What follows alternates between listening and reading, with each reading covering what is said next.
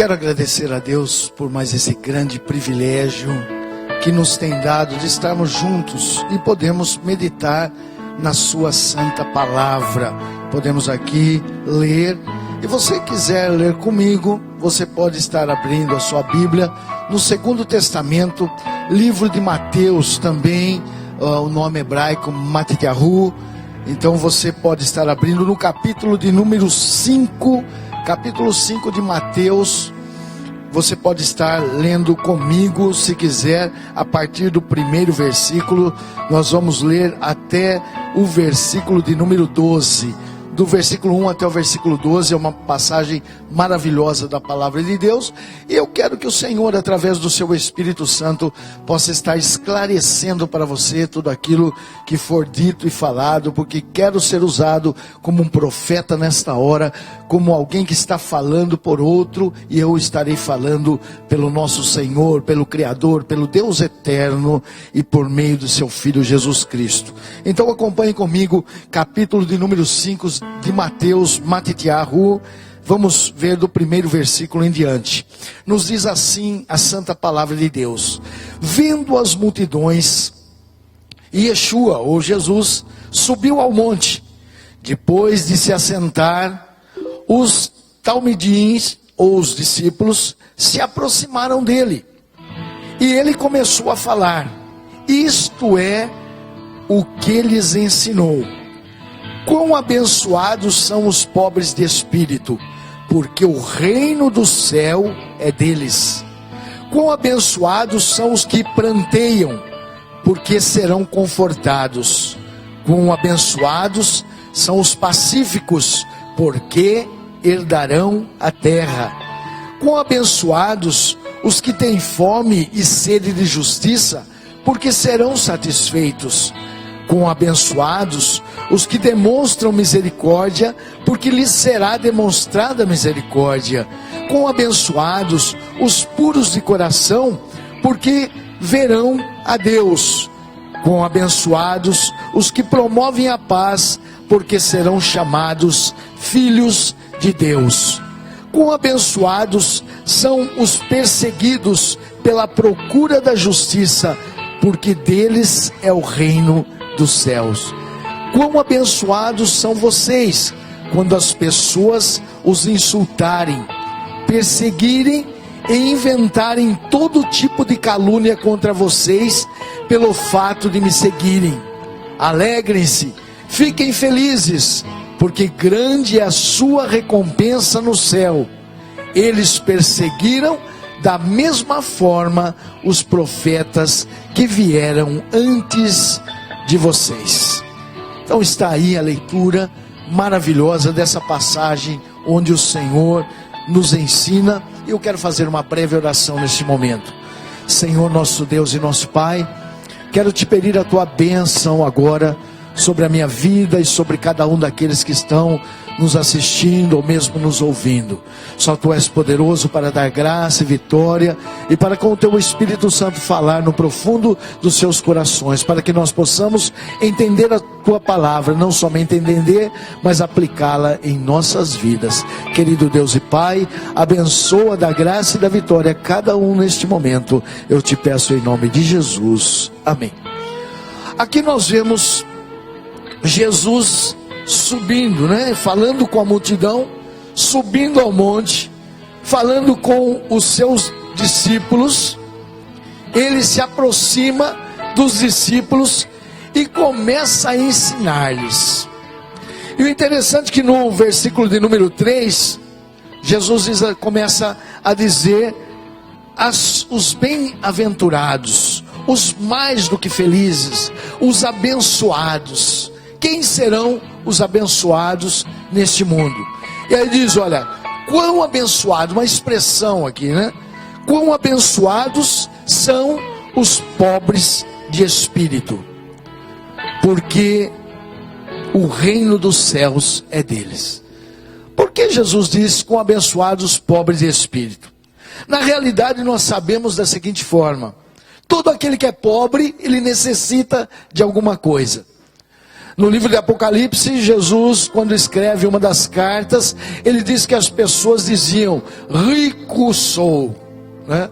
Mas ele dá a verdadeira resposta: você és pobre, cego e nu. Quer dizer, quando nós nos sentimos, né, grandes, quando nós nos sentimos enriquecidos, ou achamos que somos alguém, que somos algo, que somos aquele, o melhor, né? Nós somos o tal. O Senhor Jesus, Ele vai entrar com a providência em nossa vida, para que nós nos venhamos a rebaixar. Por quê? Porque a Bíblia diz que todo que se exaltar será esmagado, será humilhado, né? E aí ele diz então: bem-aventurado os pobres de espíritos, porque o reino dos céus é dele. Quando nós nos sentimos pobres, nós nos sentimos necessitados. E aqui o Espírito ele está falando, não é o Espírito Santo, mas é o pobre de espírito do homem, né? Está faltando nele algo. Ele se acha devedor, ele se acha alguém necessitado de uma caridade, de uma mão estendida, de alguém que possa levantá-lo, de alguém que possa ajudá-lo. De que forma? Segundo o que Jesus fala, na parte espiritual. Então todos aqueles que se acham necessitados, eles chegam até a presença de Jesus, e na presença de Jesus então, eles podem pedir o perdão, ter a carência do fato de um Deus perdoador, de alguém que ele possa perdoar, para que ele possa sentir em si mesmo a graça e a misericórdia do bom Deus para a sua vida. Porque quando nós nos achamos bem, quando nós nos achamos que está tudo bem, né? E achamos que somos o tal, e que não precisamos e não necessitamos de nada espiritual em nossa vida, da parte do Senhor Criador, então nós somos muitas vezes desprezados. E aí, quando nós nos achamos carentes, empobrecidos, necessitados, e que precisamos até, como diz, né, mendigar uma ajuda do Senhor, os braços do Senhor, o lado do Senhor. Quando nós estamos dessa maneira, Jesus disse: de tais pessoas é o reino dos céus, né? Porque logicamente nós vamos perseguir, nós vamos atrás, assim como o pobre necessitado vai atrás de alguém que pode lhe ajudar. Ele não vai atrás de um outro pobre necessitado, ele vai atrás de alguém que pode lhe ajudar, que tem para ajudar. Assim mesmo o pobre de espírito vai ao Senhor Criador de todas as coisas, que tem o seu Espírito Santo e pode estar nos ajudando. Então ele disse: bem-aventurado, porque o pobre necessitado está sempre aguardando uma ajuda. Mas aquele que diz: rico sou, estou enriquecido, ele poderá ser humilhado na parte espiritual, né? Porque ele diz não precisar de nada do Senhor, e nós somos carentes e necessitados. No versículo 4, o Senhor Jesus nos diz: quão abençoados, mais uma expressão, né? São os que pranteiam, os que choram, porque serão confortados. Nós sabemos que quando nós choramos, né, nós podemos chorar e estarmos motivados, nos emocionarmos, tanto porque nós estamos alegres, muitas vezes nós choramos, né, de alegria, principalmente na presença do Senhor, quando nós sentimos a sua presença, tanto faz nos cultos, quando nós estamos em algum lugar, quando nós louvamos a Deus, nos leva mais uma emoção, né? E aí nós nos emocionamos e nós choramos, como também nós estamos muitas vezes pranteando a nossa necessidade, quando nós suplicamos e choramos na presença do Senhor. A Bíblia nos mostra várias histórias de pessoas que chegaram chorando aos pés do Senhor, e eles foram consolados, receberam aquilo que eles estavam pedindo. Ele diz: olha, serão confortados os que choram, aqueles que choram, aqueles que sentem necessidade. e choram aos pés do Senhor, né? A pecadora chegou aos pés de Jesus, a Bíblia nos diz, sendo uma mulher pecadora, e a Bíblia nos diz que ela chorou e regou os pés de Jesus com as suas lágrimas, e diz que com o seu cabelo comprido ela enxugava os pés de Jesus. E alguém ali ao lado, né, começou a meditar consigo mesmo, dizendo: como que pode uma pecadora, né, ele deixar uma pecadora lhe tocar e fazer isso?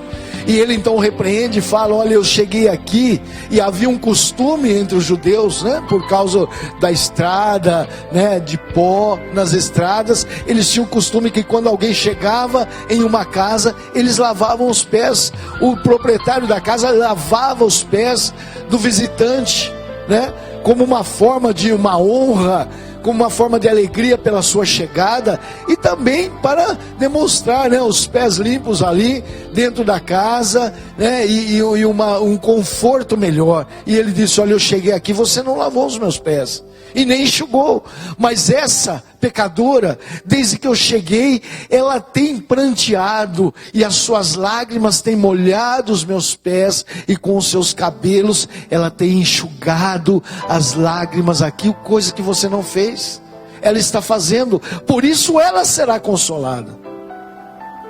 Então Jesus disse: olha, os que choram serão consolados, quão abençoados serão aqueles que choram. Quando estamos na presença do Senhor, com as nossas necessidades, e nós pranteamos diante dEle, as lágrimas caem, porém o socorro da parte do Senhor virá, e aqueles que choram serão consolados. No versículo 5, Jesus nos diz: quão abençoados, né, são os pacíficos, porque herdarão a terra. Quantas pessoas, né, não suportam que as outras lhe agridam, e às vezes com palavras ou mesmo com atos, e não são pessoas pacíficas, sempre pensando em guerra, sempre pensando em brigas, sempre pensando no mal das outras pessoas. Mas Jesus disse: sabe quem vai herdar essa terra? Aqueles que são pacíficos, aqueles que estão pacificando, aqueles que ao depararem com uma contenda, eles não entram sobre a parte de nenhum lado, eles tentam apaziguar, eles tentam deixar com que o mal não se chegue, né?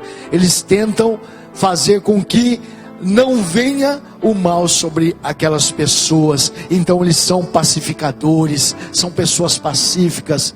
Em alguém chegando, né, com agressão, ele sai muitas vezes de perto, ele deixa para não brigar, para não entrar nas contendas, e não procura fazer contenda com outras pessoas de maneira nenhuma. E sabe qual a promessa? Vão herdar a terra. As pessoas pacíficas vão herdar a terra. Mas o meu comportamento não dá. Eu tenho sangue nas veias, muitas pessoas dizem, né? O meu sangue ferve nas veias, e às vezes eu não consigo ouvir uma palavra de alguém sem dar uma resposta adequada, sem dar uma resposta. Mas nós sabemos, né, que toda ação tem uma reação. Só que na lei da física a reação é contrária, de igual valor, né, ou às vezes inferior. Mas geralmente, quando nós tentamos, a nossa reação parte além da física, né? Ela quer uma reação. Então, se alguém nos xinga, vamos dizer assim, nós já queremos dar um tapa. Se alguém nos dá um tapa, nós queremos dar um soco. Se alguém nos dá um soco, queremos dar um chute. Se alguém nos dá um chute, nós queremos dar uma pedrada. Se dá uma pedrada, eu quero dar um tiro. E assim vai. Nós nunca queremos igualar. Então ele fala: olha, é melhor ser pacífico, é melhor parar, é melhor nós deixarmos, né, as contendas, sairmos de perto, fugirmos até, e até às vezes sermos aí taxados de medrosos, de covardes, né, para que nós não venhamos causar uma encrenca maior. Então ele disse: olha, bem-aventurados, quão abençoados são os pacíficos, porque eles herdarão a terra. Mas ainda ele continua dizendo, no versículo 6, quão abençoados os que têm fome e sede de justiça, porque serão satisfeitos. Justiça é um dos atributos de nosso Deus. Ele é justo. E o que é fazer justiça? É dar o que alguém merece. Justiça é isso, é dar a alguém o que ele merece. Se ele merece louvor, louvor. Se ele merece glória, glória. Você está fazendo justiça. Se ele merece honra, honra. Mas se ele merece também a espada, a espada. Isso é fazer justiça. Por isso alguém confunde o nosso Deus e diz: não, ninguém irá para o inferno, para um sofrimento, porque Deus é amor. A Bíblia diz que Deus é amor, mas ela diz que Deus é justiça também. Não só amor, ama. Deus é um Deus de misericórdia, que Ele proveu o seu Filho para nós, mas também Ele é justiça. E na sua palavra diz que os errados também receberão sobre si a condenação. Paulo escreve: o salário do pecado é a morte. É fazendo a justiça para quem pratica o pecado. Ele vai receber o seu salário. O trabalhador, quando trabalha, não recebe aquilo que foi combinado, que foi tratado. Pode não ser tão bom, mas foi tratado isso. Então, quando o patrão paga, está fazendo justiça. Quando ele trabalha para receber, ele está fazendo justiça. Ele está fazendo aquilo que é para ser feito. Então, Jesus disse: com abençoados aqueles que têm sede de justiça, porque serão satisfeitos, né? Quando nós buscamos a justiça, que é dar aquilo que a pessoa merece, aquilo que ela está fazendo por merecer, e buscando as coisas certas, não pendendo nem para um lado ou para o outro. Isso não é justiça. Quando nós pendemos para a esquerda ou para a direita, nós não fazemos justiça. Fazer justiça é muitas vezes também olharmos para a nossa vida e dizermos: não estou bem, né? Sou pobre, necessitado, e preciso de um grande amor, preciso de uma grande misericórdia, preciso de uma grande compaixão sobre a minha vida. Isso então é fazer justiça. E quando nós buscamos essa justiça, Jesus disse: olha, vai ser satisfeito. Quando nós buscamos, temos sede dessa justiça, nós vamos nos satisfazer. A promessa do Senhor. Versículo 7, Jesus diz: com abençoados os que demonstram misericórdia, porque lhes será demonstrada a misericórdia para eles. Quando nós agimos com dureza, nós também seremos tratados com dureza. E quando agimos com misericórdia, por certo, a misericórdia também vai cair sobre nós, porque há uma lei da semeadura, há uma lei específica para isso, chama-se a lei da semeadura. E o que nós semearmos, nós vamos colher. Então, se nós semearmos guerra, nós vamos colher guerra. Se nós semearmos a paz, nós vamos colher a paz. E aqui, né, o Senhor diz que se nós então semearmos a misericórdia, nós teremos misericórdia sobre nossas vidas. O que é ter misericórdia? É quando alguém nos agride, é quando alguém nos faz mal, e nós podemos chegar até essa pessoa e dizer: não, eu te perdoo, e agir de misericórdia para com ela, né? Não agir com o que ela até merecia no caso, mas usarmos de misericórdia. É o que o Senhor nos faz quando nós chegamos até Ele e pedimos e clamamos a sua misericórdia. Como quando nós temos, né, quando nós somos necessitados, somos pobres de espírito e chegamos até Jesus: Senhor, Senhor, eu preciso da tua misericórdia para enriquecer-me espiritualmente. Preciso do teu Espírito Santo em minha vida para eu estar rico no Espírito. Use de tua misericórdia, perdoa os meus pecados, né? E aí então Jesus disse que quando nós usamos da mesma misericórdia, nós também seremos então, usará-se de misericórdia para conosco, será usado de misericórdia.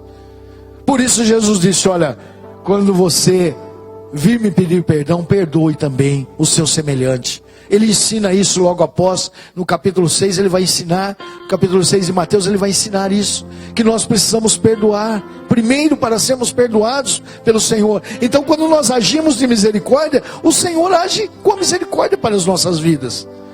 Mas no versículo 8 ainda Jesus continua dizendo: com abençoados os puros de coração, porque verão a Deus.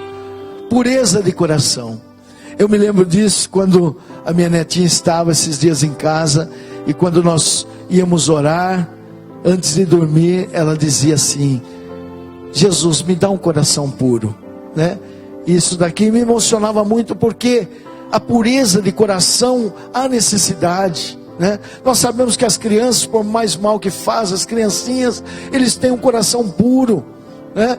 Eles são levados por todas as coisas. Então, um coração sem malícia, um coração sem perseguição, sem ódio, sem rancor, um coração em que o Senhor possa ter trabalhado, o Espírito Santo possa trabalhar em nossas vidas, para que nos dê a pureza de coração. E quando olharmos para o nosso semelhante, nós vemos falhas como vemos, mas olharmos para nós e vemos as mesmas falhas que nós vemos nos nossos semelhantes. Então compreendemos o seu erro, né?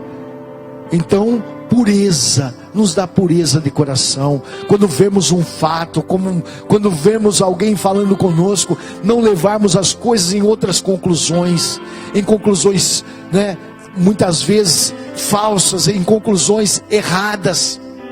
Então, devemos fazer o que? Termos pureza no coração, sem malícia, né? Ao olharmos para alguém sem malícia, ao conversarmos com alguém sem malícia, temos pureza de coração. O Jesus disse: porque verão a Deus, né?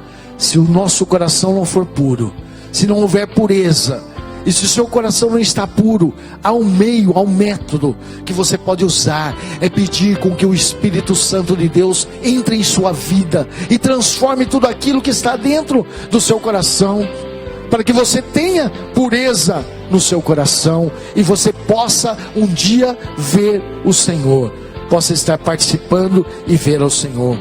Com abençoados os puros de coração, porque verão a Deus. Temos que ter um coração puro, né? Coração sem malícia, coração sem ódio, sem raiva, rancor, coração arrancado tudo de mal. Aí nós veremos a Deus. Mas o Senhor Jesus continua: com abençoados os que promovem a paz, né? Porque serão chamados filhos de Deus. Quando você não busca guerra, quando você não quer guerra, quando você é um pacificador, né? Quando você quer a paz, não só deste mundo no modo geral, mas a paz dentro do seu lar, a paz entre os seus amigos e vizinhos, a paz entre as pessoas. Quando você não procura, eu disse aqui a lei da semeadura: se você semear guerra, você vai ter guerra em sua vida. Isso é normal, é natural. Tudo que o homem semear, a Bíblia diz, isso também ele vai ceifar, ele vai colher. Então semeie coisas boas, semeie aquilo que pode lhe trazer um benefício para a sua vida, para que você não viva mal nesse mundo, não sabendo porquê. Quantas pessoas vivem mal? Quantas pessoas vivem em guerra com todas as pessoas? Porque eles têm semeado, e aí começa a acusar: porque o vizinho não gosta de mim, porque o meu parente não gosta de mim, porque fulano, ciclano, beltrano, ninguém gosta de mim. Mas não sabe que você está semeando essa guerra. Você não é um pacificador, você é aquele que gosta de ver, como diz aí o ditado, o circo pegar fogo, né? Que diz que a alegria do palhaço é ver o circo pegar fogo. Não sei se é mesmo, porque ele perde o seu serviço, né? Mas é um ditame que eu sei desde criança. Mas não é assim, né? Não podemos ser dessa maneira. Queremos ver o mal dos outros, né? Queremos saber que está tudo encrencado, que as coisas não vão bem para as pessoas. Não, nós precisamos promover a paz. E o que é promover a paz? É quando está em paz? Não, é quando está em guerra. Você promove a paz, você busca um conserto, você busca um acordo, para que as pessoas possam deixar aquilo que eles estão pensando em fazer ou fazendo, para que eles acabe esse mal entre eles e eles possam viver em harmonia, ter paz. Então, com abençoados que promovem a paz, porque serão chamados filhos de Deus. Se você é um promotor da paz, se você promove a paz, você vai ser chamado filho de Deus. Ora, então quem não promove a paz não é filho de Deus. Nós sabemos que nem todos são filhos de Deus, mas somos criaturas. Criaturas sim, fomos criados, viemos através de Adão e Eva e fomos criados. Fomos criados pelo Senhor.